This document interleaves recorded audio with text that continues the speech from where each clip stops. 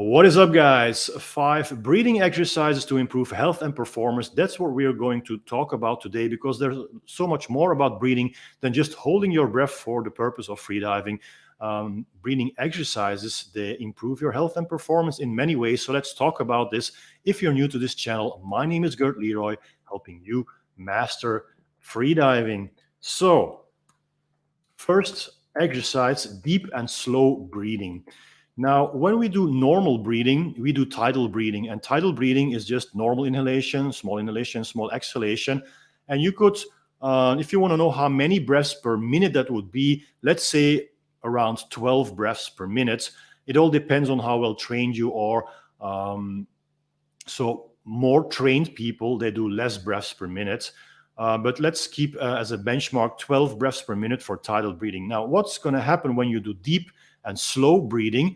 Of course, you're going to have less breaths, less ventilation per minute, because you are breathing slower and deeper, which means you're taking in more air. So instead of taking in about half a liter, which is the volume of air we take in when we do tidal breathing, now we're going to take in more air. And slow and deep breathing is something that brings us from the sympathetic nervous system towards the parasympathetic nervous system. So the sympathetic nervous system is the fight or flight response, which is the stress response, the stress situation, to the parasympathetic nervous system, which is the rest or digest situation, which is basically when we sleep, when we rest, when we watch a movie, when we're just relaxed. That is when we give our body and mind the time to recover. So you need to be in the parasympathetic nervous system to be able to grow.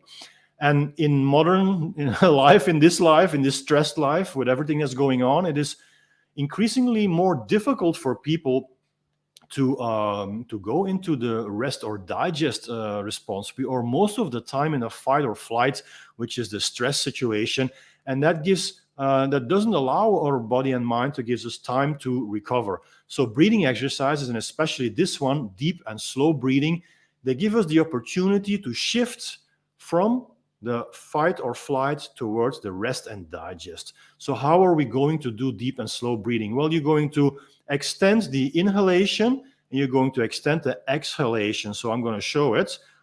You can do this through the mouth or through the nose. Today, for the purpose of controlling the flux of air coming in better, I'm going to do this through my mouth. It's just easier. But yeah, you can also do this through the nose. You will find that if you breathe in through the mouth and breathe out through the mouth, it's just so much easier to make it longer. So that's the purpose of this exercise. So let's keep it through the mouth right now. I'm going to point my lips, like if I'm about to kiss someone, and I'm going to wet my lips also. And then it will be easier to control the flux of air coming in. Just see how I'm doing that. And when I'm exhaling, I'm going to put the tip of my tongue against the back of my teeth so I can control that flux of air coming out. It looks like this.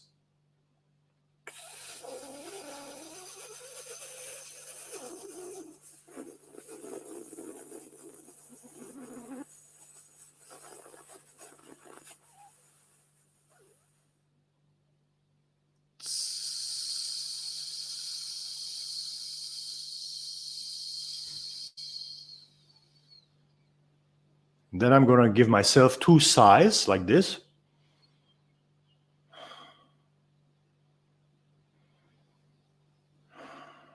And I can do this again.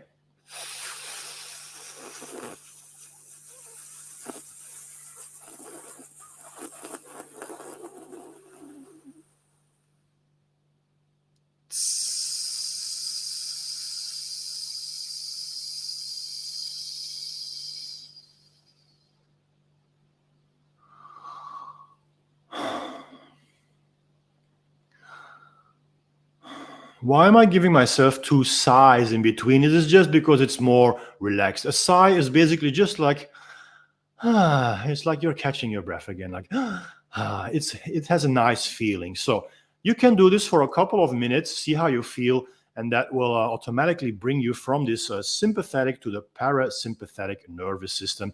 I have made videos about this where we go more in depth about deep and slow breathing. You just have to search for my name, Gert Leroy, and then deep and slow breathing. Then the next one is kapalabhati, or shining skull.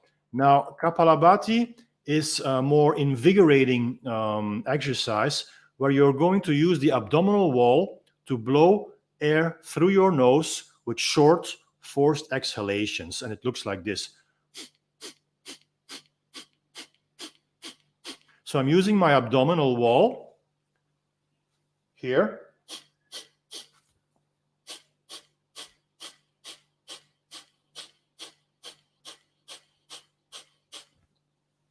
To bring air towards my nose.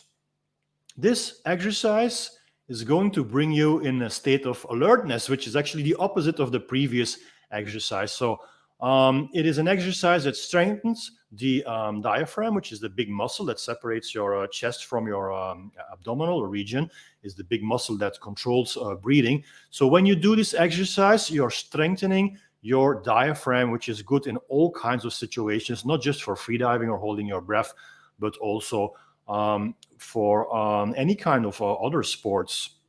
So kapalabhati, you can do for about 30 seconds, then give yourself a little pause, and then you can do that again, a couple of sets. Looks like this.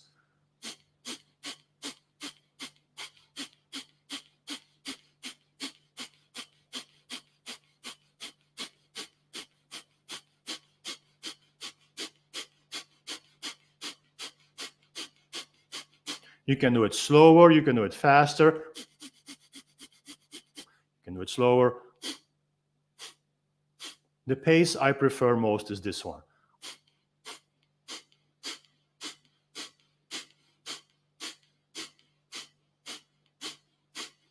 When you do this, you will feel that you're getting more in a state of alertness and you're kind of like ready to start your day. So this might be an exercise that you want to do in the morning. All right, then we switch to square breathing, one of my favorites. Square breathing is also called box breathing. And why is that? Because if you would draw the sequence of how you're going to breathe and hold your breath, it's going to look like a box. So you're going to inhale during the count of 4. And let's do this through the nose. So during the count of 4, you're going to inhale. 1, 2, 3, 4. Then you're going to hold your breath during 4 counts. 1, 2, 3, 4. Then you're going to exhale during the count of 4. 1, 2, 3, 4. And then you're going to hold your breath again during the count of 4. 1, 2, 3, 4. So if you would draw that line, that would be a square or a box. That's why we call it square breathing. Now, what is good about this? You are going to learn to deal a bit better with CO2. So your CO2 tolerance, this might be the very start of your CO2 tolerance journey throughout your journey as a freediver. Why is that? Because at a certain point, you're going to hold your breath on empty lungs, right? So you're going to inhale during the count of 4, hold your breath, which is a breath hold on full lungs. Then you're going to exhale during the count of 4, and then you're going to hold again during the count of 4. And it is on that breath hold that you will be holding your breath on empty lungs because you just exhaled. So this might be something new for you. So when you hold your breath after exhalation, of course, it's going to create more CO2 because you have less air in your lungs. So this is an exercise that, besides getting you more familiar with the urge to breathe and higher levels of CO2, this will also bring you in the zone. So if for some reason you're stressed or you just want to chill, you want to relax, you can do this exercise. Let's say 5 minutes, and you will feel that it's already bringing you from that sympathetic to that parasympathetic nervous system. Definitely my favorite of all these 5 exercises. Then alternate nostril breathing. This comes down to inhaling through one nostril and then exhaling through the other nostril and then changing.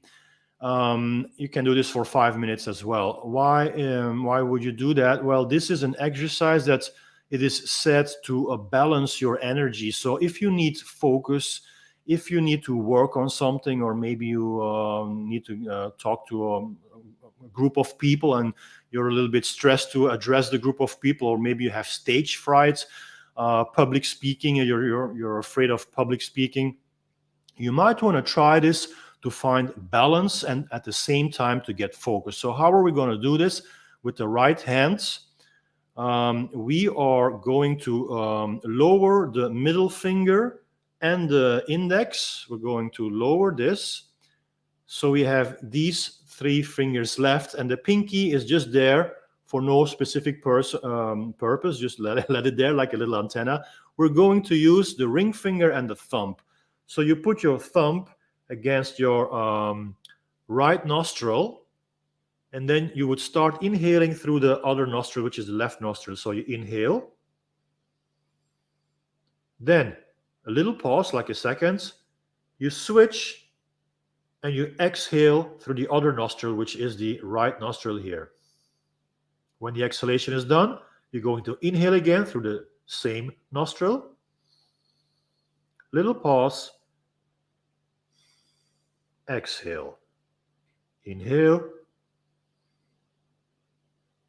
Exhale. Inhale. Exhale. So you always switch from one nostril to another. Now we're going to do a little exercise. We're going to inhale on the count of 4. You're going to hold your breath during the count of 8. And you're going to exhale during the count of 8. So the sequence for this exercise is 4, 8, 8. Inhalation, 4. Breath hold, 8. Exhalation, 8. So again, the same. Put your thumb, right thumb, against your right nostril. Start the inhalation through the left nostril. Inhalation, 1, 2, 3, 4. Then you hold. You might just pinch your nose completely. Hold during the count of 8. 1, 2, 3, 4, 5, 6, 7, 8. And then switch and exhale through the count of 8. 1, 2, 3, 4, 5, 6, 7, 8. And then immediately inhale through that same nostril during the count of 4. 1, 2, 3, 4. Hold during the count of 8. Exhale during the count of 8. You can do this for 5 minutes. And then, of course, the 5th breathing exercise that improves health and performance is what you've been doing probably already if you've been watching my channel, if you are a beginner freediver, or if you just like the activity of holding your breath. It is breath holds itself. Breath holds itself, they have so many benefits for health and performance. And one of them is, of course, bringing you from a stress situation towards a more relaxed situation so you can recover better and regenerate your cells better and grow better. Because when you go to the gym and you exercise your muscle, when does your muscle grow? Not during the exercise, but when you sleep. So when you exercise your muscles, you basically break down muscle tissue, and it is during the rest, the recovery, that your muscles are growing. So you need to go into that rest. That's why you can't go to the gym every day. You need to incorporate rest days. You need to sleep enough. Bodybuilders, they sleep like 10 hours a night or even more. They even nap as an addition to their 10-hour sleep, because during sleep happens recovery. So when you hold your breath, it gives you the opportunity to go into a more rest and digest situation so you can heal better physically and emotionally, mentally. Now, besides from that, there's also the effect of a higher CO2. So you are just healthier in general when you have higher tolerance to more CO2.